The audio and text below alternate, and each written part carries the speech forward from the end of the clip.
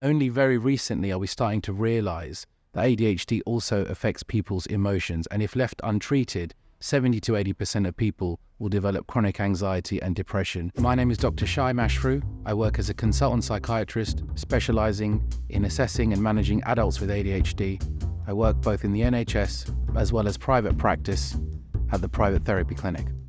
ADHD stands for Attention Deficit Hyperactivity Disorder.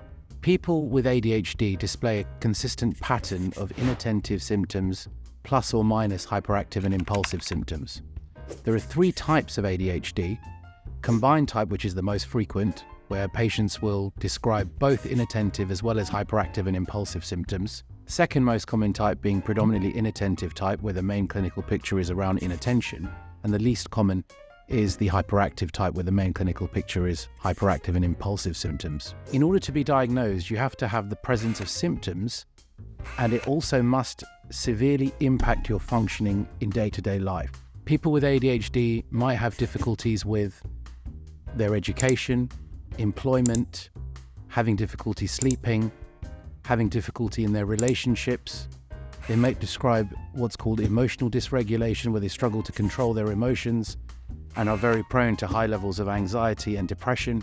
And they may have difficulties financially, where they're spending money very impulsively, or trouble with addictions to substances and alcohol. The presence of symptoms have to have been there from childhood, and in more than half the cases, we're seeing this continuing into adulthood. And finally, for the diagnosis to be made, there should be no other conditions that would clearly describe your symptoms. There's no one known cause of ADHD. It's thought to be a complex interaction of genetics and environment, with genetic loading playing a heavy role in that interaction, 70 to 80% of the cases. That means if you are a parent of a child that was diagnosed with ADHD, or you have a sibling that's been diagnosed with ADHD, and you feel that you may have symptoms, you should go and seek some assistance. In the 1960s, ADHD was known as hyperkinetic disorder, and this gave rise to the stereotypical image of the naughty schoolboy who's always disruptive, can't sit still. In the 1980s, the American Psychiatric Association began to realize that ADHD consisted not just of hyperactive and impulsive symptoms, but also inattentive symptoms.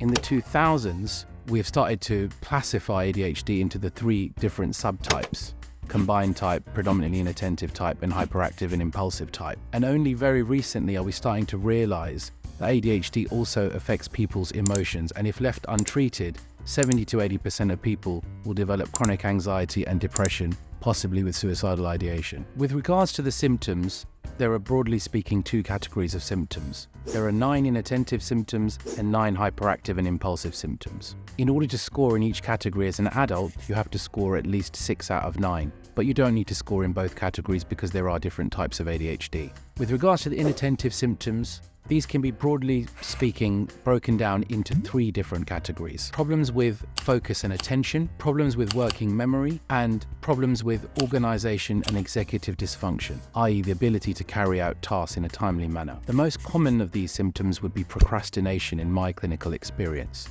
People describe leaving complex tasks until the deadline. From the outside, employers might perceive them as being lazy, or a school teacher might perceive them as being lazy. Actually, it's because they can't break down that task into simpler pieces. The other category of symptoms, being hyperactive and impulsive symptoms, would be broken down into physical fidgetiness and restlessness, being very impulsive, so that might lead to substance addictions or spending money very recklessly.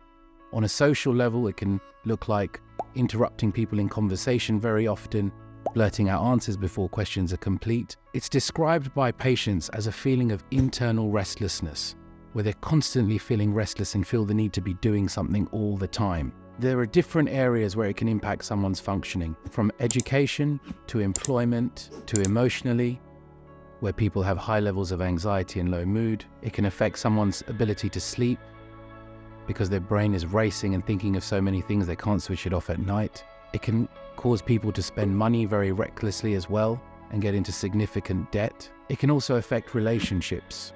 Often people with ADHD struggle to sustain long-term friendships. They struggle to get back to people when they've left them messages and emails. Hobbies and interests can also be affected. People may start many hobbies or projects with enthusiasm and then not follow through. So there are various myths that surround ADHD, particularly in adults. The first one being, you weren't a naughty or disruptive child, so you can't have ADHD. Well, this is clearly not the case. If you were more inattentive in your presentation, you were actually probably quite well behaved at school. Maybe you were quietly daydreaming, doodling in your notebook, looking out the window, but not processing the information that was being given to you. The second myth is, well, you're academically successful or you're very successful in your career, so you can't have ADHD. This is fundamentally not true. I've had many clients who have been very successful in their own businesses and have used some of their symptoms as strengths. For example, patients who have been very hyperactive throughout their life have gone on to become successful sports stars or athletes. Often, many patients with ADHD are very creative and have lots of ideas. They've gone on to run very successful businesses where they can control their own working environment and schedule. People with ADHD who are particularly interested in certain topics can hyper-focus to the extent of even forgetting to eat or drink.